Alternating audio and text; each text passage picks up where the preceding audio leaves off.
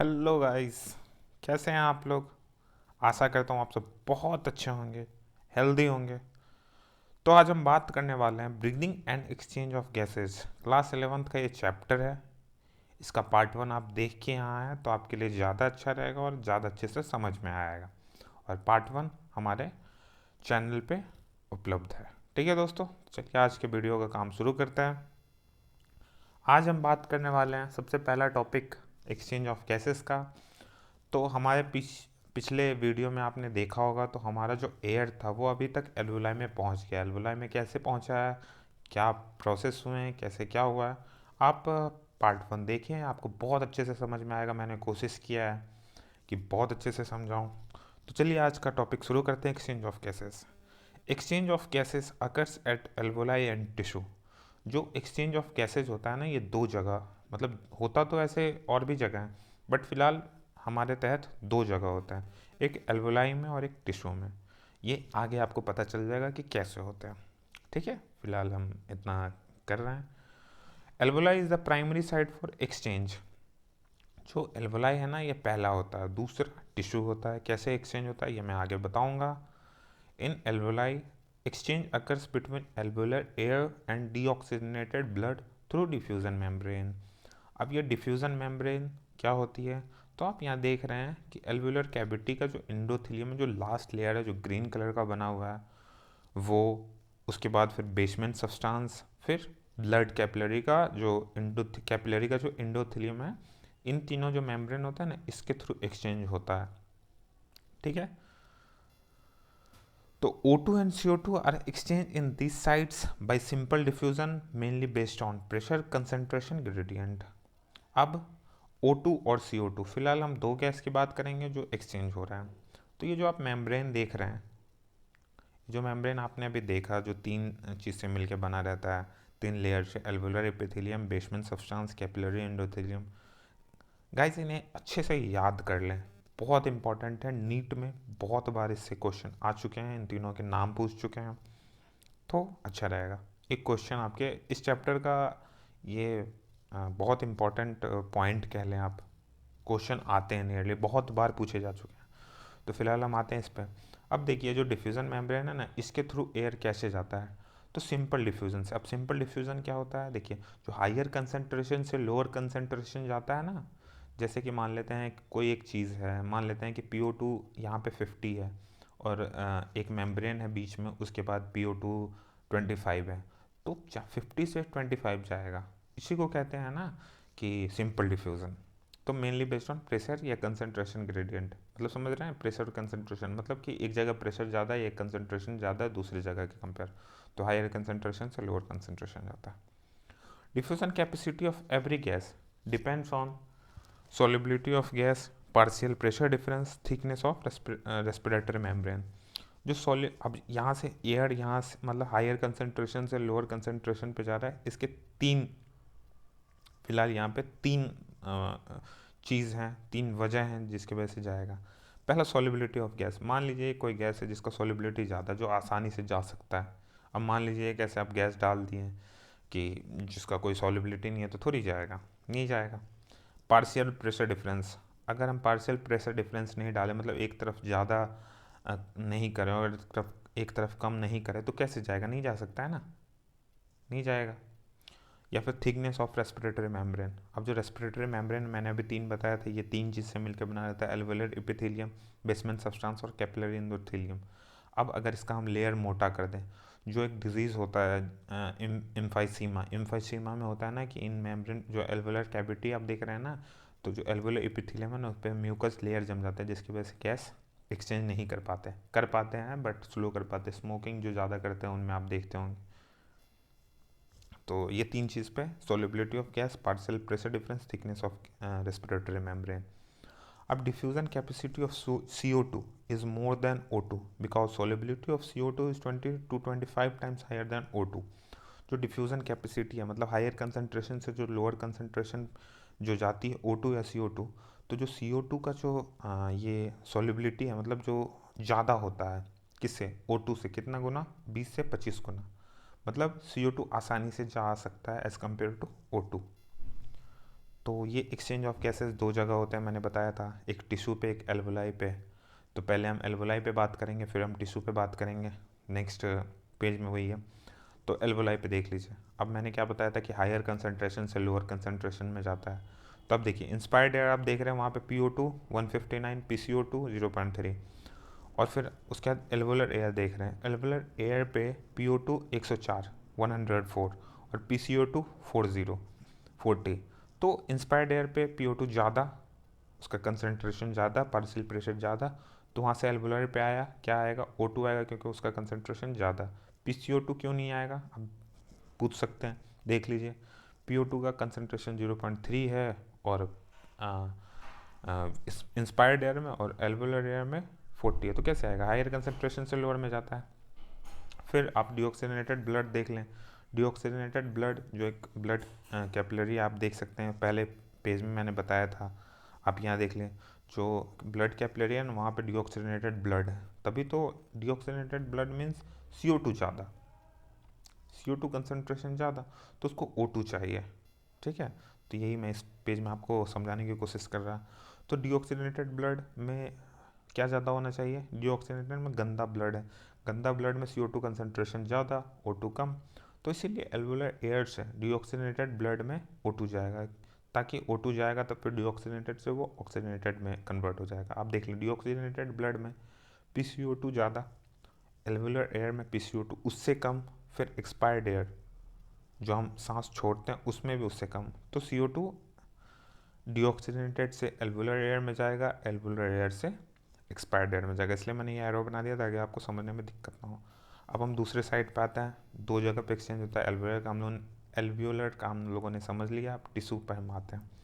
अब देखिए जो डिऑक्सीजनेटेड ब्लड था, जहाँ पे O2 40 था और 45 था, तो वो एल्वुलर एयर से O2 लेके प्योर हो गया, मतलब वो अब ऑक्सीजनेटेड हो गया। तो वो यहीं से ऑक्सीजनेटेड, आप देख रहे हैं ऑक्सीजनेटेड ब्लड PO2 95, पहले 40 था, O2 लेने के बाद अब 95 हो गया, और CO2 देने के बाद ये 40 हो गया, पहले कितना था, 45 था। तो फिर दूसरा यहाँ पे होता एक्सचेंज, जो टिश्यू फ्लूइड है ना, उसका PO2 कम होता है, ऑब्वियसली कम ही होगा तभी तो O2 आएगा, और PCO2 ज़्यादा होना चाहिए। तो 40 है टिश्यू फ्लूइड में और 45 है PCO2, तो ऑक्सीजनेटेड ब्लड से O2 ज़्यादा हो गया, तो ले लिया। अब फिर सेल्स, मतलब कि जो RBC वगैरह हैं जिनको O2 चाहिए, O2 ही लेंगे तभी तो एनर्जी करेंगे ना, ATP बनाएंगे, इसीलिए तो हम O2 ले रहे हैं, तभी तो एनर्जी बनेगा। तो अब उसके लिए हमें RBC या सेल्स वगैरह में हमें O2 का कंसनट्रेशन कम होना चाहिए, और कम होता है 20 है, और PCO2 ज़्यादा होना चाहिए, तभी तो टिश्यू फ्लूइड में CO2 देगा। तो यहाँ से अब क्या करेगा, जो RBC है वो O2 ले लेगा, CO2 दे देगा, अब टिश्यू फ्लूइड में से क्या होगा, फिर जो था ऑक्सीजनेटेड ब्लड जहाँ से हम O2 ले लिए, तो और CO2 वहाँ पे 40 था, तो आप देख लें टिश्यू फ्लूइड में 45 है, तो ये दे के उसको डिऑक्सीजनेटेड कर देगा, और यही डिऑक्सीजनेटेड जाता है एल्वुलाई के पास, जो अभी मैंने आपको पिक्चर दिखाया था, फिर वहाँ पे एक्सचेंज होता है। तो ऐसे करके हमारे RBC तक O2 पहुँच गया। ठीक है, अब जो सेल्स में हमारे O2 आ गए या CO2 हैं, तो वो ट्रांसपोर्ट कैसे होते हैं। अब हमारे पास कोई चीज़ आ गया तो उसका हमें क्या काम है, कैसे ट्रांसपोर्ट होगा, क्या होगा, समझ रहे। तो O2 ट्रांसपोर्ट दो दो तरीके से होता है।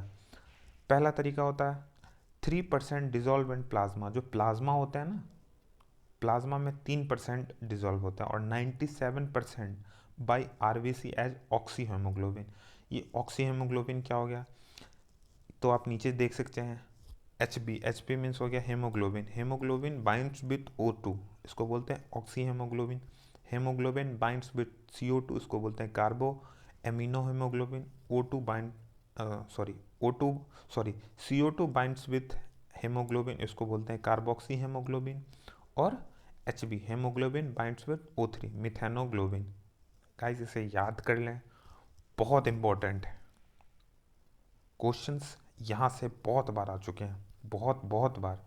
ठीक है, और ये इससे भी कि O2 कैसे ट्रांसपोर्ट होता है, कितने परसेंट किससे हो सकता है, 2019 में यहाँ से ही क्वेश्चन आए थे, तो इसे आप याद ही कर लें, रट लें। वैसे मैं कोशिश कर रहा हूँ कि आसानी से आपको याद हो जाए। 3% O2 प्लाज्मा में डिसॉल्व हो जाता है 97% आरबीसी से मिक्स करके ऑक्सी हीमोग्लोबिन बना लेता है। ठीक है, आरबीसी में हीमोग्लोबिन O2 से बाइंड करके ऑक्सी हीमोग्लोबिन बनाता है। अब फिर हम आते हैं CO2 पे।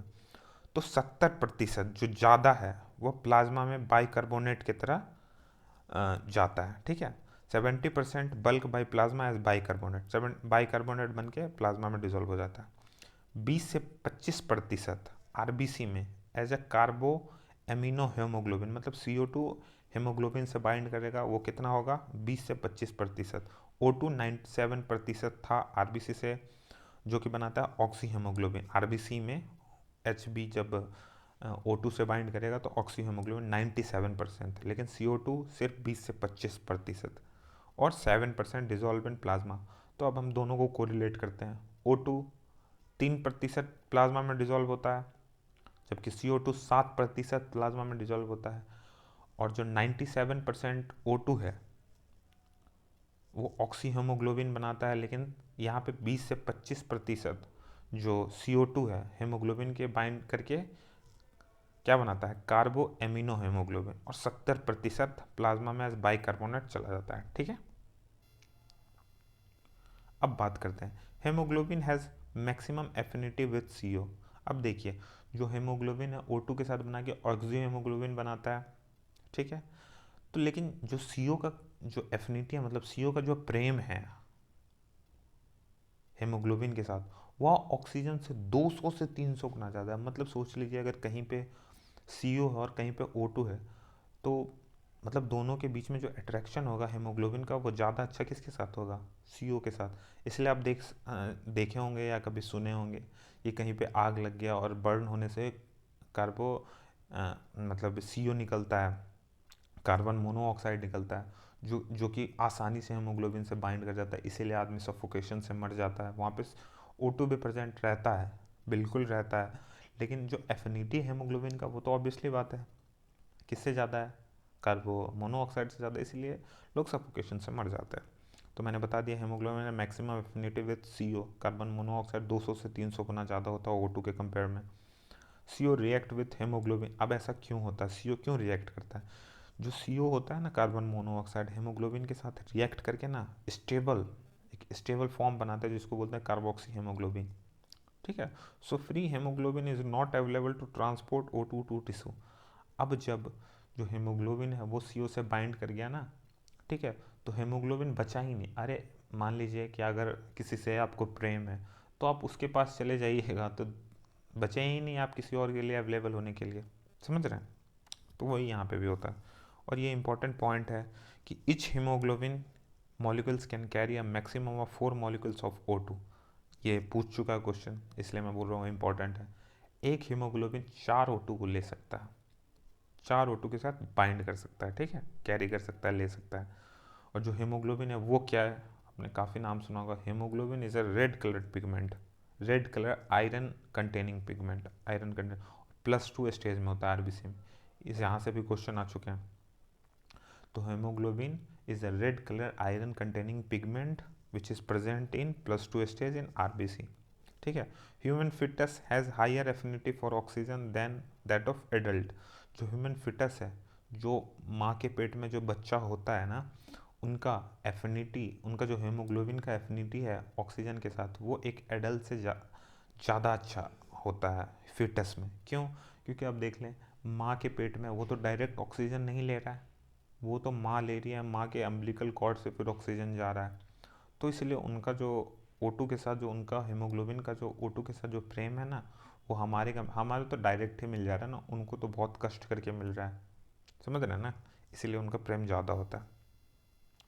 अब बात करते हैं ट्रांसपोर्ट ऑफ ऑक्सीजन।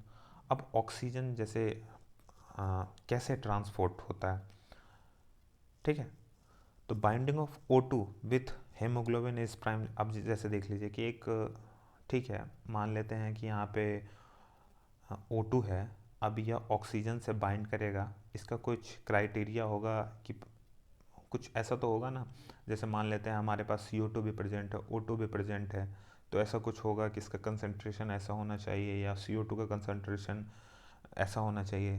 तो देखते हैं ये किस किस चीज़ों पर डिपेंड करता है, 4 चीज़ों पे। आगे हम बहुत अच्छे से बात करेंगे ऑक्सीजन डिसोसिएशन कर्व में, इन्हीं पे हम बात करेंगे, बट फिलहाल 4 चीज़ आप ध्यान रखें।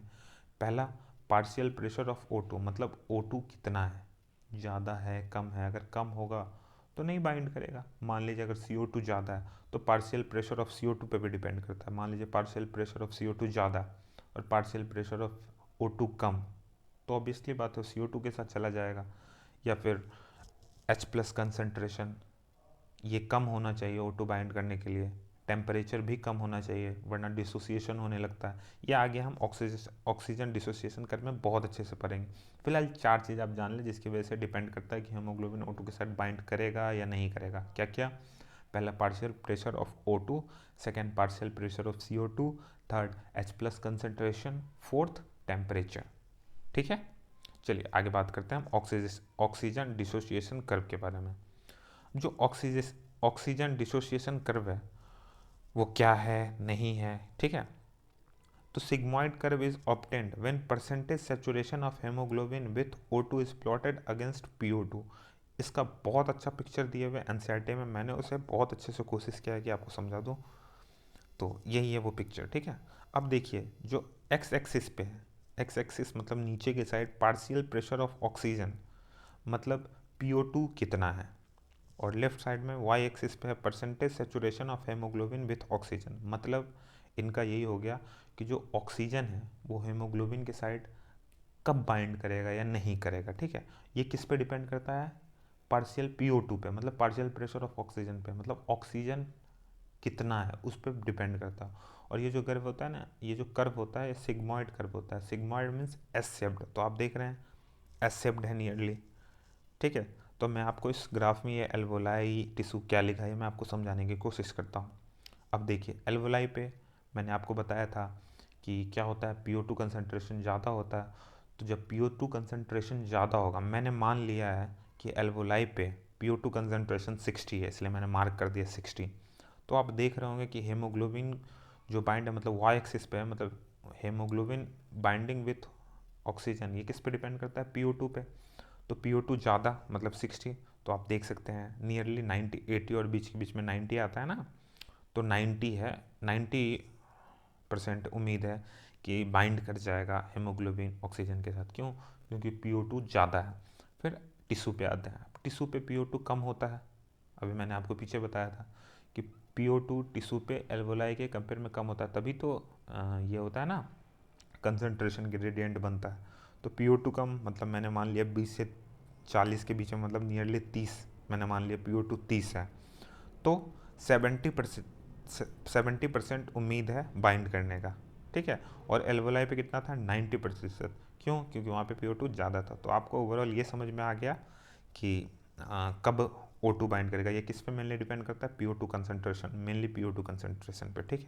अब एक्सरसाइज के टाइम पे क्या होता है, आप देखते होंगे कि एक्सरसाइज के टाइम पे एनर्जी ज़्यादा कंज्यूम होता है। तो एनर्जी ज़्यादा कंज्यूम होगा तो हमें O2 ज़्यादा चाहिए होगा। तो जब हमें O2 ज़्यादा चाहिए होगा तो आदमी, आप देखते हो एक्सरसाइज के टाइम पे आदमी तेज़ सांस लेता है, मतलब उसको O2 ज़्यादा कंज्यूम करने की कोशिश करता है।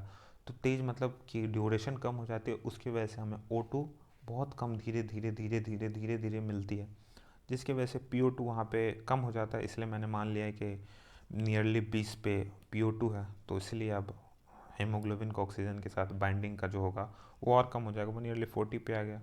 कहाँ एल्वोलाई पे 90 पे था, फिर टिश्यू पे 70 पे आया, फिर एक्सरसाइज पे 40 पे आया। ये मैंने एक मतलब कह लीजिए तो मैंने माना है कि ऐसा होगा कि PO2 यहाँ पे एल्वोलाई पे 60 होगा, टिश्यू पे नियरली 30 होगा या नियरली 40 होगा कह लीजिए। ये मैंने एक मान लिया, एक नंबर मान लिया जिसकी वजह से आपको आसानी से समझ में आ जाए। तो मैंने कोशिश किया कि आपको ये समझा दूँ। तो फिर हम आते हैं, ये पहला मैंने आपको समझा दिया। अब आगे का लाइन आप पर ये बहुत आसानी से समझ में। This curve is useful in studying the effect of factor like PCO2, H+ concentration ETC। अब देखिए, अब मान लीजिए अगर कि ये लाइन क्या कहना चाह रहा है मैं आपको बताता हूँ।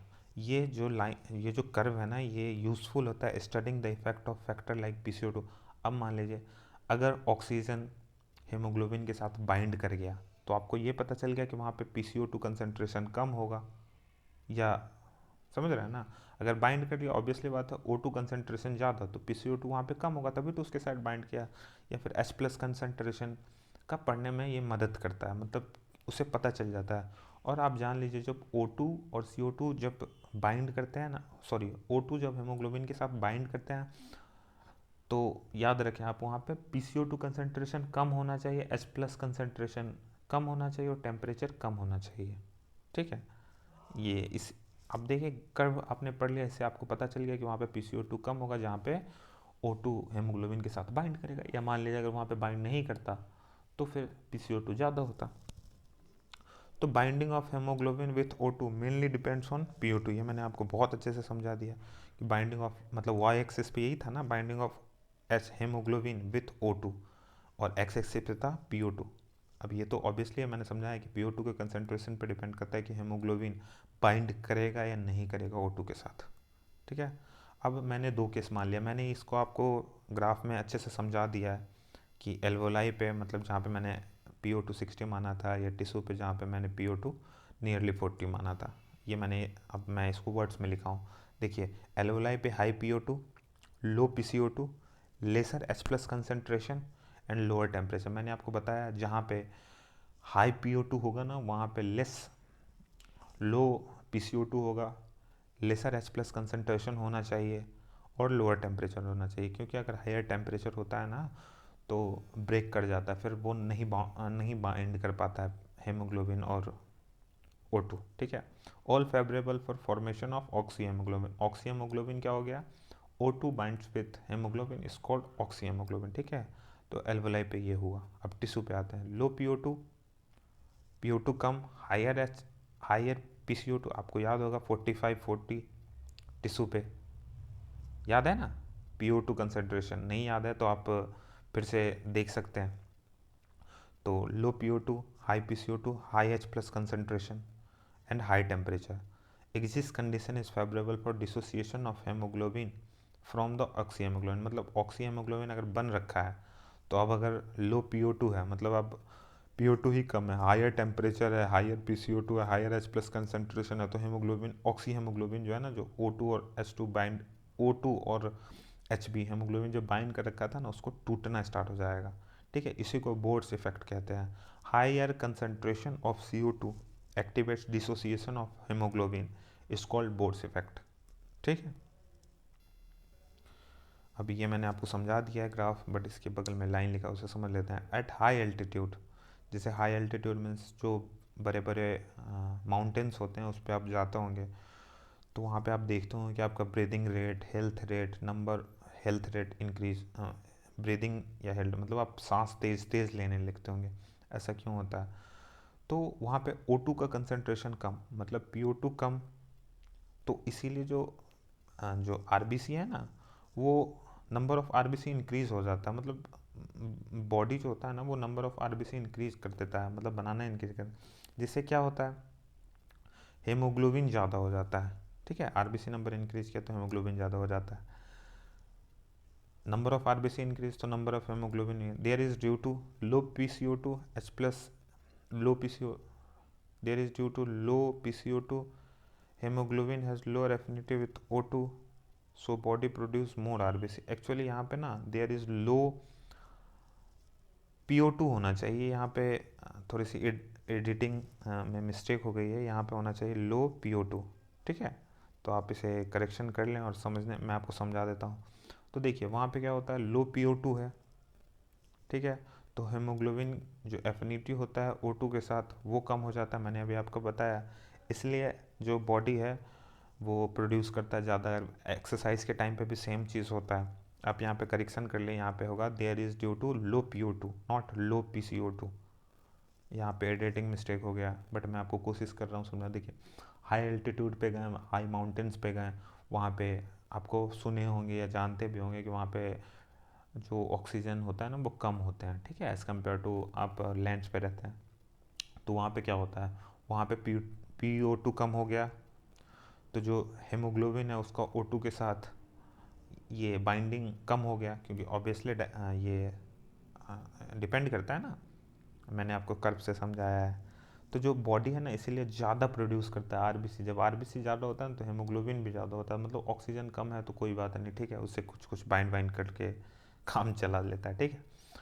तो अब नेक्स्ट पॉइंट पे आते हैं। Every 100 ml of oxygenated blood can deliver around 5 ml of O2 to the tissue under normal condition. 100 ml oxygenated blood जो है ना 5 ml ऑफ O2 ये नॉर्मल कंडीशन में टिश्यू को देता है, ठीक है। ये याद कर लें, एक बार इससे भी क्वेश्चन आया हो जहाँ तक मुझे याद आ रहा है, ठीक है। अब आते हैं नेक्स्ट पेज पे। जैसे मैंने O2 का बताया, ट्रांसपोर्ट ऑफ O2, अब हम बात करने वाले हैं ट्रांसपोर्ट ऑफ CO2। O2 मैंने अभी बताया ना आपको, ये आप देख सकते हैं, ये हम O2 के ही बारे में बात कर रहे थे। ट्रांसपोर्ट ऑफ ऑक्सीजन, ये कैसे किस किस चीज़ों पे डिपेंड करता है, कैसे होता है। अब आते हैं हम ट्रांसपोर्ट ऑफ CO2 पे। तो CO2 is carried by HbS carbo amino haemoglobin, और अगर O2 हेमोग्लोबिन के साथ बाइंड करता है तो क्या बनाता है, ऑक्सी हेमोग्लोबिन। लेकिन CO2 अगर Hb के साथ बाइंड करता है तो बनाता है कार्बो एमिनो हेमोग्लोबिन, ठीक है गाइस। अब दूसरा, RBC contain a very high concentration of the enzyme carbonic anhydrase and minute quantities of same present in the plasma।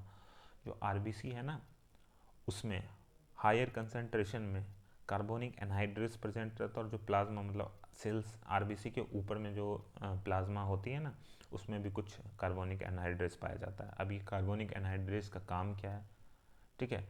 जब CO2 H2O के साथ बाइंड करता है ना तो H2CO3 बनाता है। अब ये H2CO3 क्या है, नहीं बहुत ऐसे होंगे जिन्हें ये पता नहीं होता है कि H2CO3 क्या है। तो इसे हम बोलते हैं कार्बोनिक एसिड। ये देख रहे हैं, कार्बोनिक एनहाइड्रेज से रिलेटेड नाम है कार्बोनिक एसिड, ठीक है। तो फिर CO2 plus H2 in the presence of carbonic anhydrase जो बनाता है उसको बोलते हैं कार्बोनिक एसिड, जिसे H2CO3 भी बोलते हैं। और H2CO3 in the presence of carbonic anhydrase जो ब्रेक हो जाता है उससे HCO3 माइनस और H प्लस आयन बनते हैं, ठीक है। अब इनका क्या है, क्या यूज़ है, अब टिश्यू पे आते हैं। देखिए eight the tissue side, tissue पे आपको याद होगा क्या होता है, PO2 कम PCO2 ज़्यादा, मैंने बहुत बार ये चीज़ बोल दिया। एट द, अब हम इसे कोशिश करते हैं यहाँ से लाइन पर के, मैंने इसके आगे एक बहुत अच्छा डायग्राम बनाया जिससे आपको आसानी से समझ में आ जाएगा। पहले आप ये लाइन पढ़ लें। At the tissue side where PCO2 is high, so CO2 moves from tissue to blood, ठीक है।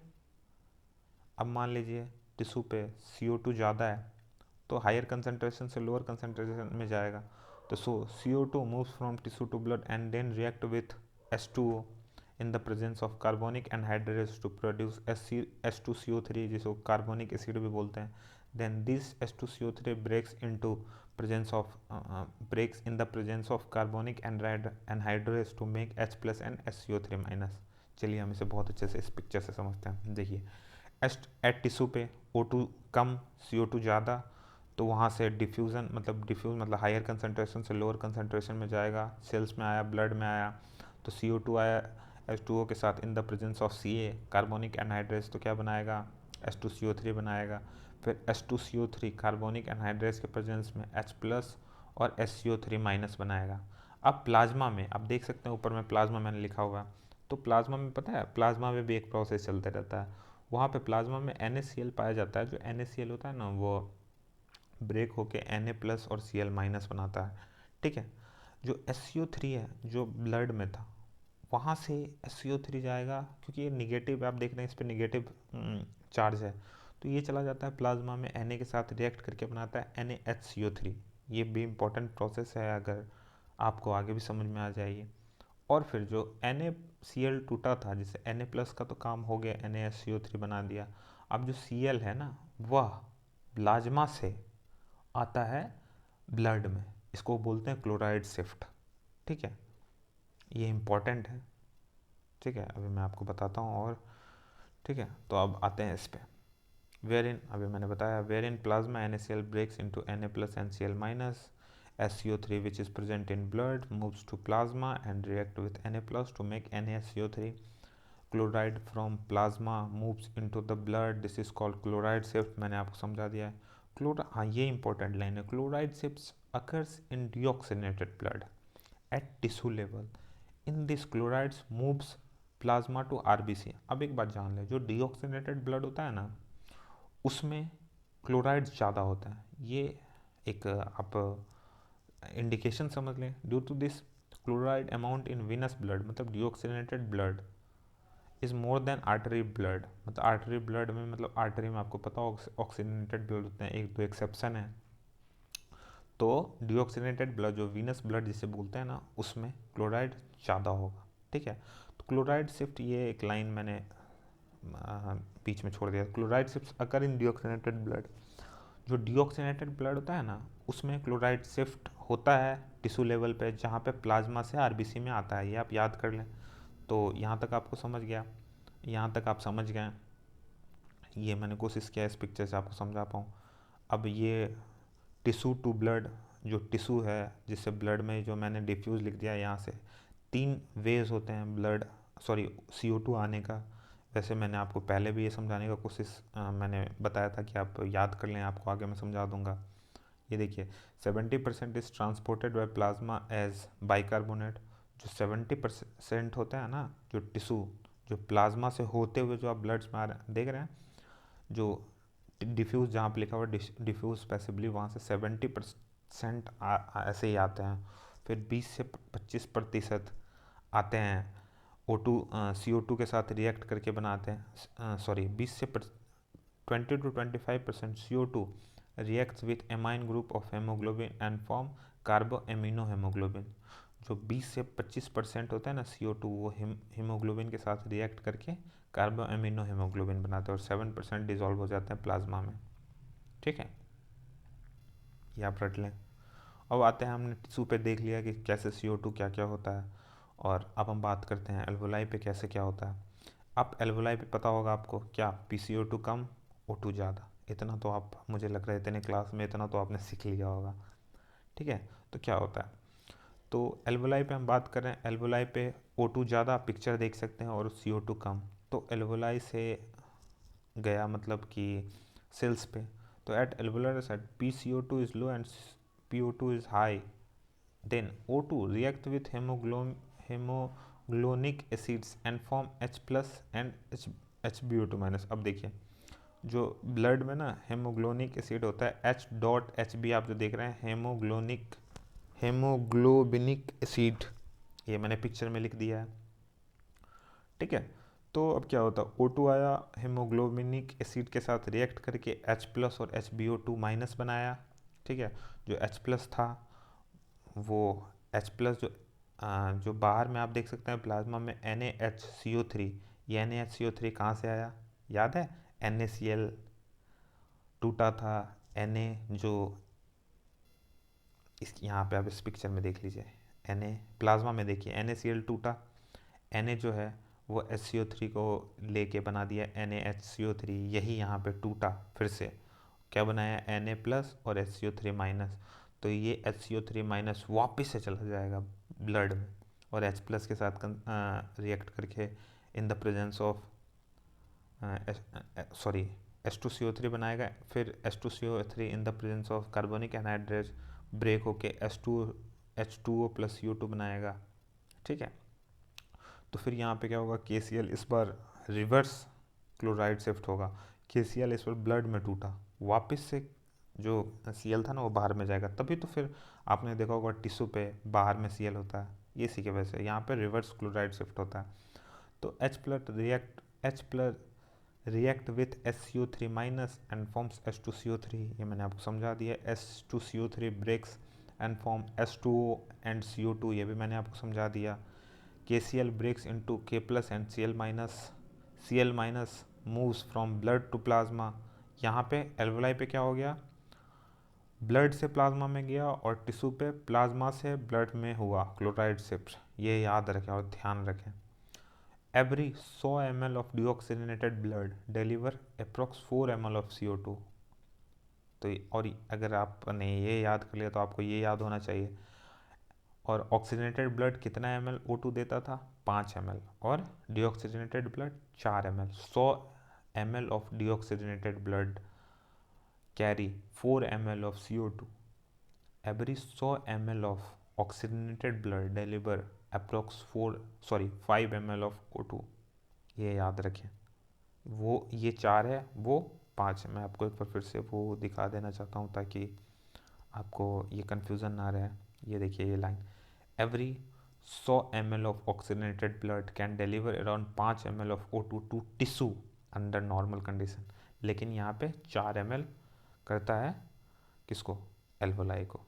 अब देखिए ना यहाँ पे CO2 बना, ये आप देख रहे हैं सेल में, देखें ब्लड में, देखें CO2 बना। अब यही CO2 जाता है एल्वोलाई के पास, लेकिन आप वहाँ पे अगर देखिएगा तो वहाँ पे O2 बना था, यहाँ पे CO2 बना। ठीक है, तो चलिए आज अब ये नियरली लास्ट टॉपिक है, ये है रेगुलेशन ऑफ ब्रीदिंग। ठीक है, तो हम इस पे बात करते हैं। Respiratory rhythm centre present in medullary regions primary responsible for regulation of breathing. जो एक रेस्पिरेटरी रिदमिक सेंटर जो होता है ना, वो मेडुलरी रीजन में प्रेजेंट होता है, जो कि प्राइमरी मतलब मेन रिस्पॉन्सिबल होता है रेगुलेशन ऑफ ब्रीदिंग। मतलब रेगुलेशन कैसे सांस लें छोड़ें, ये मेनली डिपेंड करता है रेस्पिरेटरी रिदम सेंटर पे। फिर आते हैं pneumotaxic centre present in the pons region. Respiratory rhythm centre कहाँ प्रेजेंट होता है? मेडुलरी रीजन में। ठीक है, उनका काम क्या होता है? रेगुलेशन ऑफ ब्रीदिंग का। ठीक है, अब pneumotaxic centre present in the pons region of the brain moderate the function of respiratory rhythm centre. मतलब जो न्यूमोटॉक्सिक सेंटर होता है ना, वो पोन्स रीजन में प्रेजेंट होता है। पोन्स ब्रेन में आपको पता होगा, पोन्स मेडुलरी। तो अब इनका काम क्या होता है? न्यूमोटॉक्सिक कहाँ प्रेजेंट होता है? पोन्स में। इनका काम क्या होता है? Regulation of respiratory rhythm centre. और रेस्पिरेटरी रिदम सेंटर का क्या काम होता है? Regulation of breathing. तो आप कोरिलेट करके पढ़ें तो आपको याद हो जाएगा। Neural signal from pneumotaxic centre can reduce the duration of inspiration and increase breathing rate. अब जो जो न्यूमोटॉक्सिक है ना, वहाँ से अगर न्यूरल सिग्नल आई तो वो ड्यूरेशन ऑफ इंस्पिरेशन, मतलब जो इंस्पिरेशन, जैसे आप देखते हैं कि आपने नॉर्मल सांस लिया तो उसका ड्यूरेशन अलग होता है। फिर आप अगर भागते हुए दौड़ रहे हैं तो उसमें फिर इंस्पिरेशन का जो होता है, मतलब कम समय के लिए वहाँ पे इंस्पायर करते हैं। आप नॉर्मल कंडीशन में ज़्यादा समय, आप योगा कर रहे हैं तो उसमें आप ज़्यादा देर के लिए इंस्पिरेशन का ड्यूरेशन ज़्यादा होता है। ठीक है, तो ये किसके कंट्रोल में आता है? ये न्यूमोटॉक्सिक सेंटर। और हाँ, अगर आप धीरे धीरे, मतलब आपका जो इंस्पिरेशन का जो ड्यूरेशन है वो कम हो जाता है ना, तो नंबर ऑफ इंस्पिरेशन बढ़ जाता है। मतलब अगर आप धीरे धीरे मतलब कि सांस ले रहे हैं, आप योगा कर रहे हैं, तो आप देखते होंगे कि जो रेस्पिरेट कर रहे हैं तो उनका ड्यूरेशन काफ़ी बड़ा हो जाता है। फिर लेकिन जब आप भाग रहे हैं तो आप देखते होंगे कि थोड़ी देर के लिए आप सांस ले रहे हैं, छोड़ रहे हैं, सांस ले रहे हैं, छोड़ रहे हैं, लेकिन फिर उनका नंबर ज़्यादा हो जाता है। ठीक है भाई, यहाँ पे ये किस पे आता है? न्यूमोटॉक्सिक सेंटर करते हैं ये काम। A chemosensitive area adjacent to respiratory rhythm center is highly sensitive to CO2 and hydrogen ion। जो अब कीमोसेंसिटिव एरिया है जो कि रेस्पिरेटरी रिदम सेंटर के जस्ट बगल में है, वह CO2 और H+ आयन कंसंट्रेशन से हाईली सेंसिटिव होता है। मतलब अगर कहीं CO2 ज़्यादा है या H+ ज़्यादा है ना, तो उससे कीमोसेंसिटिव एरिया ही इफेक्ट होता है उनसे, मतलब उन्हें पहचान लेता है। अब chemosensitive area recognise CO2 and H+ concentration in blood. Obviously बात है, सेंसिटिव है तो यही पहचान जाते हैं। ठीक है, तो कीमोसेंसिटिव एरिया पहचान गए तो फिर वो रेस्पिरेटरी रिदम जो सेंटर होते हैं उनको बताते हैं कि भाई यार यहाँ पे तो बहुत ज़्यादा CO2 H+ कंसंट्रेशन है, अब देख लो तुम, या तो सांस तेज बढ़ाओ, कम करो। ये सारा सिग्नल आता है न्यूमोटॉक्सिक सेंटर से। ठीक है, अब आगे आते हैं अगले। Brain is stimulated by higher CO2 and higher H+ concentration, O2 role is insignificant. अब देखिए, मान लीजिए कि हम एक रूम में बैठे हैं, ठीक है, यहाँ पे CO2 कंसंट्रेशन ज़्यादा है। अब कोई ऑर्गन, जैसे हमारे सांस लिए हमने, वहाँ पे सांस लिए जिसे हमारे न्यूरल सिग्नल तक गया, ये पहचान लिया कीमोसेंसिटिव एरिया कि यार यहाँ पे तो CO2 और H+ कंसनट्रेशन ज़्यादा है, लेकिन ये नहीं देखता कि O2 का कंसनट्रेशन क्या है, मतलब O2 का रोल नहीं पता कर पाता है, लेकिन CO2 और H+ का ज़्यादा इंपॉर्टेंट होता है। तो ब्रीदिंग रेट, जो हम कितना सांस लेते हैं, कितने देर के लिए लेते हैं, is directly proportional to CO2 concentration, H+ concentration and temperature. ये ब्रेन, जो मैंने अभी आपको बताया ना, brain is stimulated by high CO2, high H+ concentration, O2 fully insignificant. तो अब ये नीचे एक देखिए इंपॉर्टेंट है, मैंने अच्छे से कोशिश किया समझाने का। Increase in CO2 and H+, इससे क्या होगा, कीमोसेंसिटिव एरिया पहचान लिया, वह फिर न्यूमोटॉक्सिक सेंटर जो है वो सिग्नल लिया, और वो रेस्पिरेटरी रिदम सेंटर को बोला भाई तुम अपना जो सांस लेने का ड्यूरेशन है उसे कम कर दो या ज़्यादा कर दो, वो डिपेंड करता है क्या सिचुएशन है। फिर उसके बाद जो डायफ्राम है, EICM है, IICM है, एब्डोमिनल मसल्स जो सांस लेने में छोड़ने में मदद करते हैं, ये पार्ट 1 में आपने बहुत अच्छे से देखा होगा। तो ये सारा मैंने कोशिश किया है कोरिलेट करके आपको समझ में आए। तो मैंने बताया जैसे कोई ऑर्गन है वो पता किया कि यार यहाँ पे तो मतलब सिग्नल भेजा, न्यूरल सिग्नल गया, कीमोसेंसिटिव एरिया देखा कि हायर CO2 कंसनट्रेशन है, H+ कंसनट्रेशन है, फिर वह न्यूमोटॉक्सिक सेंटर को, फिर न्यूमोटॉक्सिक सेंटर को सिग्नल भेजा, न्यूमोटॉक्सिक सेंटर देखा कि अच्छा ये बात है, फिर उसने रेस्पिरेटरी रिदम सेंटर को सिग्नल दिया, क्योंकि न्यूमोटॉक्सिक सेंटर का यही काम है। और रेस्पिरेटरी रिदम सेंटर का क्या काम है, रेगुलेशन का, कि कैसे क्या करना है। तो रेगुलेशन वो किससे करवाता है, करवाने वाले हो गए diaphragm, EICM, IICM and abdominal muscles. ठीक है, तो चलिए अब आज का आखिरी टॉपिक, डिसऑर्डर प्रॉब्लम। ठीक है, मतलब कि क्या परेशानी होती है ब्रीदिंग से related. Asthma, difficulty in breathing causing wheezing due to inflammation of bronchi and bronchioles. Asthma क्यों होता है, जो ब्रोंकाई या ब्रोंक्यूल्स होता है ना, उनमें इन्फ्लामेशन हो जाती है, इसकी वजह से होता है अस्थमा। ठीक है, यहाँ पे आप देखते होंगे छींक वीक ज़्यादा आता है। और सेकेंड आता है एम्फाइसेमा, ये मैंने बताया था अभी आपको, ये क्रोनिक डिसऑर्डर है। Alveolar walls are damage due to which respiratory is decrease. Cigarette smoking, मैंने बताया था म्यूकस लेयर जम जाते हैं स्मोकिंग करने से, जो एल्वुलर वॉल है वो थिक हो जाते हैं। ये सिगरेट स्मोकर जो होते हैं ना, उनको इसके ज़्यादा होते हैं, होने के चांसेस ज़्यादा होते हैं। तो ठीक है दोस्तों, ये आपका पार्ट 2 भी कंप्लीट हो गया।